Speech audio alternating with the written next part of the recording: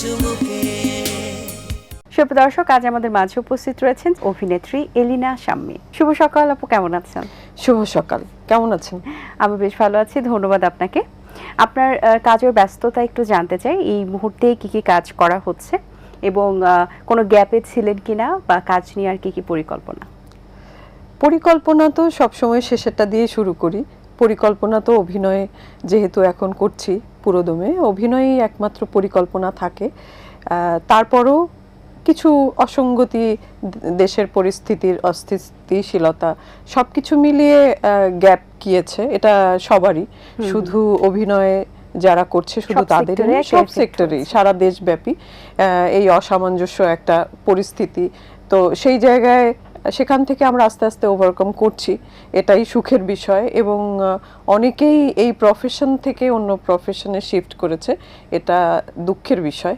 কারণ হচ্ছে দেশের এই ধরনের পরিস্থিতিতে সব থেকে বেশি সাফার করে আমার কাছে মনে হয় যে শিল্পীরা। কারণ শিল্পীদের কোনো স্থায়ী ঘর বা কোনো একটা প্রতিষ্ঠানের সঙ্গে কিন্তু তারা থাকে না, তারা ফ্রিল্যান্সার।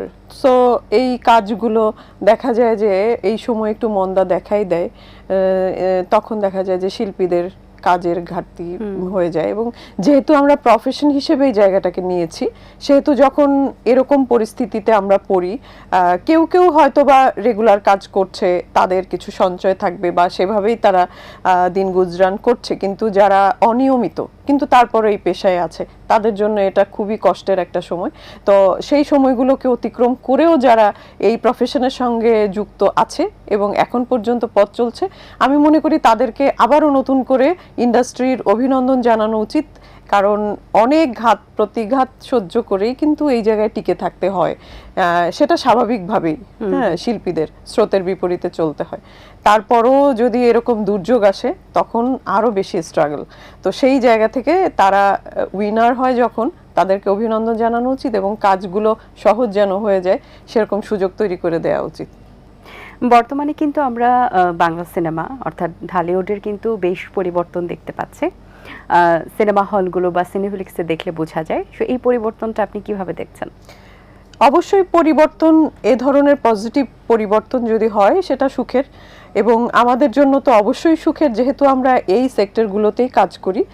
তো একই সাথে একটা বিষয় বলবো যে সেই বিষয়টা যখন আরো অনেক বেশি আনন্দময় এবং সুখের হয়ে উঠবে যখন সারা বছরই হলগুলোতে দর্শক যাবে। হ্যাঁ, আর সারা বছরই কিন্তু ইংরেজি ছবি বা ভিনদেশি ছবি চলছে, এবং শুধুমাত্র ঈদ, দুটো ঈদকে কেন্দ্র করেই এই অঙ্গনটি, মানে এই সেক্টরটি চলছে, যে ছবিগুলো রিলিজ হচ্ছে দুটো ঈদেই শুধুমাত্র, এবং গুটি কয়েক শিল্পীকে কেন্দ্র করেই হচ্ছে ঘূর্ণায়মান এই প্রতিষ্ঠান, এই জায়গাটা। তো এই জায়গা থেকে বের হতে হবে। যেমন আমাদের পার্শ্ববর্তী দেশগুলো যে কোনো ধরনের চলচ্চিত্র যদি গল্প, মেকিং, অভিনয় সবকিছু সমন্বয়ে থাকে, সেই চলচ্চিত্রগুলো কিন্তু হলে চলছে এবং দর্শক প্রিয়তা পাচ্ছে। আমাদের এখানে কিছু গুটি কয়েক শিল্পী কুক্ষিগত করে রাখার একটা প্রয়াস আমরা দেখি, এটা একেবারেই আমাদের জন্য কাম্য নয়। যেই শিল্পীরা অভিনয় করছে তারা যদি সমবেতভাবে ভালো একটি গল্প একজন ডিরেক্টরের চিত্রায়নের মাধ্যমে হলে আসে, আমার মনে হয় দর্শকের রুচি পরিবর্তন করতে হবে এই চলচ্চিত্রগুলো দিয়েই। হ্যাঁ, অবশ্যই কমার্শিয়াল ছবি, অবশ্যই নাচে গানে ভরপুর ছবি প্রয়োজন রয়েছে, কিন্তু জীবনমুখী যে ছবিগুলো, জীবনমুখী যে গল্প নিয়ে ছবি তৈরি হয়, সেই ছবিগুলো দেখতেও যেন হলমুখ হয় দর্শক। আমার মনে হয় ডিরেক্টর, প্রডিউসার সবার সমবেত এই জায়গাতে একটু চেষ্টা করতে হবে, আমার কাছে এটা মনে হয়। সুন্দর কথা বলেছেন আপু, এটা আসলে জরুরি। একটা কানেক্টিভিটি, কমিউনিকেশনটাও কিন্তু জরুরি, যেটার মাধ্যমে অনেক কিছু কিন্তু সহজ হয়ে যেতে পারে। যেটা একজন শিল্পী ফেস করে থাকেন, সেটা যখন আরেকটা সহপাঠী বলেন বা একজন যাদের সাথে কাজ করা হয়, তারা যখন এই জিনিসটা বুঝতে পারেন, তখন আসলে আগামীতেও কাজের যে উদ্যমটা সেটাও মনে হয় বাড়ে। আসলেই তো তাই। আচ্ছা, সহপাঠীর কথা বলছিলাম, আপনার আপনি তো অনেক সহপাঠীর সাথে কাজ করেছেন, অনেক সহকর্মীদের সাথে কাজ করেছেন, তো কাদের সাথে কাজ করে আপনি বেশ স্বাচ্ছন্দ্য বোধ করেছেন? আমার আসলে স্বাচ্ছন্দ্য, ক্যামেরার সামনেই স্বাচ্ছন্দ্য বোধ করি। সেটাই আসলে মেইন হ্যাঁ ফ্রেন্ড, তাই না? হ্যাঁ, আমার সহকর্মী বলি বা আমার বন্ধু বলি, আমার যত কথা, আমার যা কিছু আছে, আমিও তার কথাও বোঝার চেষ্টা করি, সেও আমাকে বোঝার চেষ্টা করে। সেটা শুধুমাত্র ক্যামেরা, এবং ক্যামেরার পেছনে যিনি থাকেন এবং ওই ক্যামেরার পেছনে যিনি থাকেন তিনি যার নির্দেশনায় হচ্ছে কাজ করছেন, এরাই হচ্ছে আমার আসলে সহকর্মী প্রধানত। আর অভিনয় শিল্পী যারা আছেন, এটা খুব মানে রূঢ় হলেও সত্য কথা, মিডিয়াতে বন্ধুত্ব একটু রেয়ার। বন্ধুত্বটা ওখানে, হ্যাঁ, প্রফেশনালিজমটা খুব গুরুতর, সেখানে বন্ধুত্বটা একটু চাপা পড়ে যায় আর কি। তো তারপরও বন্ধু হয়েই তো কাজ করতে হয়। কো আর্টিস্ট যখন আমরা কনভারসেশন করছি বা একটা সিকোয়েন্স করছি, তখন অবশ্যই তার সাথে একটা গুড আন্ডারস্ট্যান্ডিং থাকতে হয়, তা না হলে কিন্তু সিনটা পুরোপুরি হয় না। ওখানে যে যদি আমি বলি যে না আমি বেস্ট দেব, হ্যাঁ, সে তাকে ডাউন করে দিই, ওই সিনটা কিন্তু কমপ্লিট হচ্ছে না। এজন্য আমার কাছে মনে হয় যে পূর্ণাঙ্গ শিল্পী সে সবাইকে নিয়েই সুন্দর একটা সিকোয়েন্স করতে চায়, এবং এইটাই চাওয়া উচিত। অনেক মানে নামকরা শিল্পীরাও হীনমন্যতায় ভোগে যে আমার কো আর্টিস্ট কি আমাকে একটু দমিয়ে দেবে কিনা। একেবারেই ভুল ভাবনা এটা। কারণ মানে দুজন থাকুক, তিনজন থাকুক, পাঁচজন থাকুক, সমবেত যদি সুন্দর পারফরমেন্স না হয়, অভিনয় না হয়, এটা কখনোই সুন্দর একটা সিকোয়েন্স হয় না আসলে। সেটাই। আচ্ছা, আপনাকে কিন্তু আমরা বেশ গুরুত্বপূর্ণ কিছু চরিত্রে কাজ করতে দেখেছি। তার মধ্যে যদি স্পেশাল একটা চরিত্রের কথা বলি, যে আপনি একটা সিনেমায় বেগম খালেদা জিয়ার চরিত্রে অভিনয় করেছেন, তো সেই মুহূর্তটা কেমন ছিল, সেই স্টোরিটা কেমন ছিল, এবং এই চরিত্রে অভিনয় করার জন্য আপনার কোনো পূর্ব প্রস্তুতি ছিল কিনা? আসলে এই প্রশ্নটা এখন এমন একটা বিষয় হয়ে গেছে যে এটা তো আমি একটা বিগত সরকারের আমলে একটা চলচ্চিত্রে কাজ করেছিলাম। তো সেই চলচ্চিত্রে যারা কাজ করেছে তারা একটা বিশেষ দোষে দুষ্ট এখন। তো তারপরও আমি একটা বিষয় খুব পরিষ্কার করে বলতে চাই, এটা আমি তখনও বলেছি, এখনো বলেছি। তখন যখন আমি খালেদা জিয়ার চরিত্রে অভিনয় করেছি, আমার কিন্তু চ্যালেঞ্জের মুখোমুখি হতে হয়েছে। তখন যারা, সত্যি কথা এখন একদম মানে বলতেই পারি, বিএনপি যারা সাপোর্ট করে তারাও এটার বিরোধিতা করেছে, যারা হচ্ছে আওয়ামী লীগের সাপোর্টার ছিল তারাও এর বিরোধিতা করেছে, এবং আমি একেবারে মাঝখানে একটা মানে বিভিন্নভাবে দোষী হয়েছিলাম। হ্যাঁ, খুবই একটা বাজে সিচুয়েশনের মধ্যে পড়েছিলাম, এবং বিভিন্নভাবে নিরুৎসাহিত করা হচ্ছিল যে না না এটা করো না, তুমি রিস্কের মধ্যে পড়বা, হ্যাঁ, এটা জানের হুমকি আসবে, তুমি কেন এটা করছো, এখানে খালেদা জিয়াকে খুব অন্যভাবে দেখানো হবে, তুমি এটা করো না। কিন্তু সব কিছুরই অবসান হয়েছে। আমার কথা হচ্ছে আমি একজন শিল্পী, আমাকে যদি কোনো চরিত্রে মানে সিলেক্ট করা হয়, অবশ্যই আমি সেই চরিত্রটি করব। সারা পৃথিবীতে অনেক ইম্পর্টেন্ট ক্যারেক্টার রয়েছেন যারা বিভিন্নভাবে নিজেদেরকে প্রমাণ করেছেন, তাদের অবদান রয়েছে, তাদের চরিত্র আমাকে যদি করতে বলা হয় কেন আমি করব না। এবং খালেদা জিয়ার চরিত্র মানে এরকম একজন পার্সোনালিটি সম্পন্ন মানুষ, এত বিউটিফুল একজন ওমেন, মাশাআল্লাহ, এরকম চরিত্রে আমাকে যখন সিলেক্ট করা হয়েছে আমি নিজেকে ভাগ্যবান মনে করেছি এবং আমি সানন্দে গ্রহণ করেছি। সেই সাথে আরেকটি বিষয় উল্লেখ করব, তার আগের বছর এই চলচ্চিত্র কিন্তু 2 বছর ধরে Indian team, Shyam Benegal team, এনারাই কিন্তু কাস্টিং করেছেন। এখানে কিন্তু বাংলাদেশে কেউ কাস্টিং করেননি। ওনারা এসে প্রথমবার আমাকে একটা চরিত্রের জন্য বলেছিল, আমি কিন্তু সেখানে আগ্রহী হইনি। পরের বছর যখন এসে একই চলচ্চিত্রে এই চরিত্রের জন্য আমাকে বলা হলো, তখন সত্যি সত্যি আমি খুবই মানে উৎসাহিত হয়েছি, আগ্রহ দেখিয়েছি, সবার প্রতিবন্ধকতাকে পেছনে ফেলে আমি আসলে চরিত্রটি করেছি। আচ্ছা, সেই অভিনয়ের কাজ করার এক্সপিরিয়েন্সটা কেমন, এবং সেই চরিত্রটাকে ফুটিয়ে তোলার জন্য যদি বলি স্পেশালি যে তিনি একজন অসম্ভব সুন্দরী একজন মহিলা ছিলেন, তো সবকিছু মিলিয়ে তার মতো গেট আপ নেওয়া বা সবকিছু কেমন ছিল আপনার জন্য? প্রথমত যখন আমাকে ওরা কাস্টিং দেয়, ওরা 3-4 বার অডিশনই নেয় বিভিন্নভাবে, এবং মজার বিষয় হচ্ছে অন্য কারো ডায়লগ, অন্য কারো কোনো চরিত্রের ডায়লগ খালেদা জিয়ার ওই গেট আপে আমাকে বলতে হয়েছে। ওখানে তো একটা প্যানেল ছিল, জাজ প্যানেল, তো এটা ডিসিতেই হয়েছে। তো ওই সামনে অনেক দূরে আমাকে দাঁড়িয়ে অনেক বড় ডায়ালগ হচ্ছে থ্রো করতে হয়েছে এবং ওনার টোনে বলতে হয়েছে। তো এরকম অডিশনের মধ্য দিয়ে লুক সেট করার মধ্য দিয়ে আমাকে সিলেক্ট করেছে। তো অনেকটা কাজ ওনারাই করেছেন। আমাকে যখন লুক সেট করেন তখন আমার নিজেকে অমনই লাগছিল।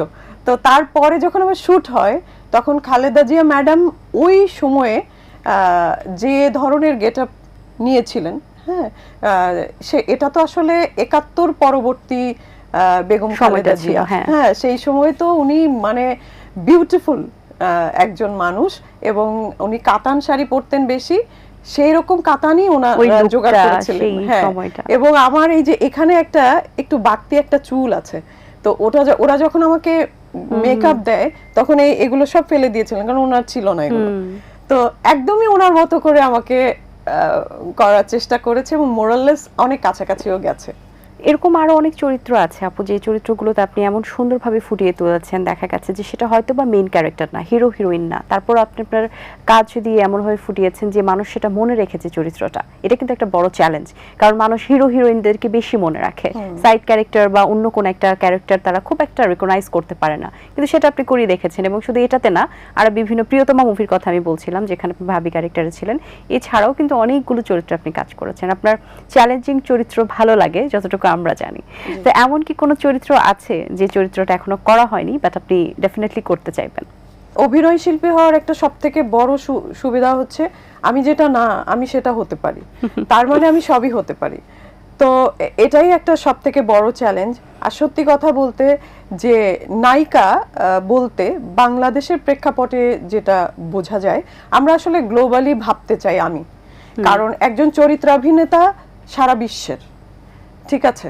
তো আমাদের এখানে নায়িকা বলতে যেটা বোঝানো হয়, হয়তো বা আমার সেই যোগ্যতা নেই বিধায় আমি আসলে ওই রাস্তাতেই হাঁটিনি কখনো, বা আমি আগ্রহ প্রকাশ করিনি। আমার চরিত্র করতে ভালো লাগে, সেটা চ্যালেঞ্জিং হোক বা যেটাই হোক, এবং আমার প্রত্যেকটা চরিত্রই আমার খুবই পছন্দের।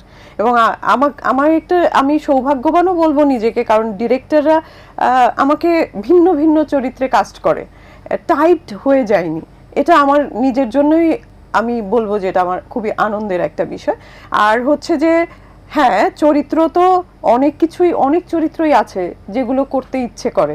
আমার কাছে যে চরিত্রটাই আসে না কেন, এটাই মনে হয় যে আমার কাঙ্ক্ষিত চরিত্র। আমি সেটা নিয়েই খুব কাজ করি, আমি হোমওয়ার্ক করি, আমি ওটা নিয়ে বসি। যেহেতু আমি একজন স্ক্রিপ্ট রাইটার, দেখা গেছে যে আমার লেখা নাটক প্রায় 52, 53, 54টা অন এয়ার অলরেডি গেছে বিভিন্ন টেলিভিশন চ্যানেলে, এখনো অন এয়ারের অপেক্ষায় আছে কিছু। তো যেহেতু আমি গল্প লিখি, স্ক্রিপ্ট লিখি, চরিত্র বানাই, তো আমি আমার নিজের চরিত্রটাকে খুব যত্ন করেই মানে সেট করি ওই রাইটারের চরিত্রটার সাথে, যেন আমি মিশে যেতে পারি। এই চেষ্টাটা আমার সবসময় থাকে। আচ্ছা, এবার আপনি বলছিলেন নায়িকার কথা বলছিলেন, তাহলে আমি যদি বলি নায়িকা, অভিনেত্রী এবং শিল্পী, এই তিনটা সত্তাকে কিভাবে আপনি আলাদা করবেন, বা মিলটা কোথায়, মেলবন্ধনটা কোথায়?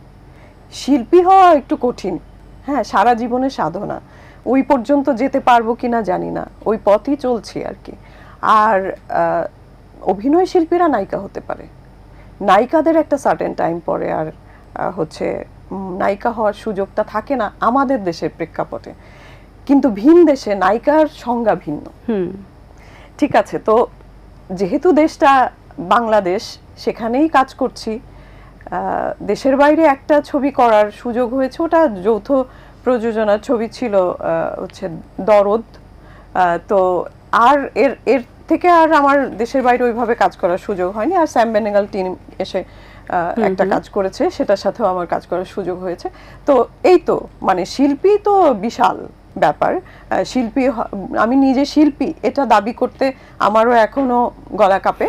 আর আমি অভিনয় শিল্পী হতে চাই, করছিও তাই। আমি চরিত্র অভিনেতা হতে স্বাচ্ছন্দ্য বোধ করি এবং সেইভাবেই কাজ করে যাচ্ছি বিভিন্ন চরিত্রে।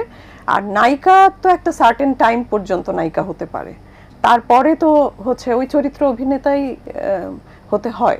তো আমার মানে যাত্রাটা চরিত্র অভিনেতা হওয়ার পথেই আর কি, এখনো হওয়ার সুযোগ হয়নি, অনেক বাকি। আচ্ছা, শুটিং এর ব্যস্ততা তো অনেক থাকে, স্পেশালি আউটডোরের শুটিংগুলো অনেক হার্ড হয়, অনেক মানে ডিফিকাল্ট, অনেক প্লেসে যেতে হয়, স্কিন ত্বকের তো যত্ন নেওয়া যায় না। তো একজন আর্টিস্ট হিসেবে আপনি নিজের যত্নটা কিভাবে নেন? আমাদের তো ওই যে যেটা হচ্ছে আপনি বলেই দিলেন যে আউটডোর একটু হার্ড, তারপরে ইনডোরও হার্ড, কারণ আমাদের এই যে প্রচুর প্রচুর লাইটের ভিতরে কাজ করতে হয়, এবং গরমে তো এটা আরো অনেক কঠিন। ওটা তো আর এসি সেট থাকে না, ওটা প্রচুর গরম থাকে। তো প্রচুর পরিমাণে পানি খাওয়া এবং ভিটামিন সি, এবং বাসায় যে ভালো করে ক্লিন হওয়া, এবং একটা ময়েশ্চারাইজার, আর একটা মানে এরকম কিছু একটা ব্যবহার করে ঘুমিয়ে থাকা। ঘুমটা সব থেকে বেশি জরুরি। সারা রাত ঠিকঠাক ঘুম না হলে পরের দিন স্ক্রিনেও আমাকে দেখতে ভালো লাগবে না, আর হচ্ছে স্কিনটাও ভালো থাকে না। কিন্তু কোনো কেয়ার করেই কাজে হবে না যদি ঘুমটা ঠিকঠাক না হয়। তো ঘুম হচ্ছে আসলে সবথেকে বড় ভিটামিন, সবথেকে বড় মেডিসিন। অসংখ্য ধন্যবাদ আপু আপনাকে, খুবই ভালো লেগেছে। গল্পে আড্ডায় সময় শেষ, বাড়ি ফিরে যেতে হবে। অনেক শুভকামনা রইল আপনার জন্য, ভালো থাকবেন। হ্যাঁ, আপনিও ভালো থাকবেন। আর এটিএনকে ধন্যবাদ, চায়ের চুমুককে ধন্যবাদ আমাকে আমন্ত্রণ জানানোর জন্য। সবাই বাংলা সিনেমার সাথে থাকবেন। বাংলা সিনেমার জয় হোক। দর্শক, আশা করছি আয়োজন ভালো লেগেছে। আজ এই পর্যন্তই, দেখা হবে আগামী পর্বে নতুন কারোর সঙ্গে। সেই পর্যন্ত ভালো থাকবেন, সুস্থ থাকবেন, এটিএন বাংলার সাথেই থাকবেন। সকলকে আল্লাহ হাফেজ। দিন আসে দিন যায়, সময়টা চলে যায়, তবু আছি এই বেশ ভালো। জীবনটা রঙময়, যেভাবেই হওয়া চাই, নয় কভু সাদা কালো। এই আশাতে স্বপ্ন ভাসে, সুখ হাসে চোখে মুখে, চায়ের চুমুকে।